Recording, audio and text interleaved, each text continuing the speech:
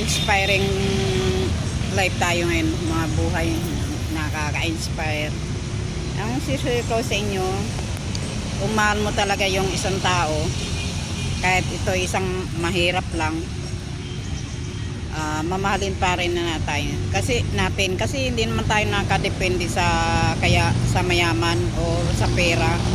Ang hanapin natin sa isang tao, yung kanilang ugali at kung pagkatao, kung anong meron sila, yung magandang ugali at mamahalin ka rin nila. Kung kahit ano pa man sila, mahirap, hindi mo tayo nakapagdepende sa pera eh.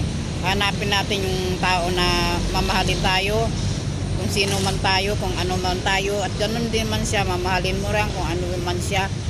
Basta mahalaga ang kanyang ugali at pagkatao. Isang malinis na pagkatao niya, pwede na nating mamahalin at pagkakatiwaan. Thank you for watching. Bye bye.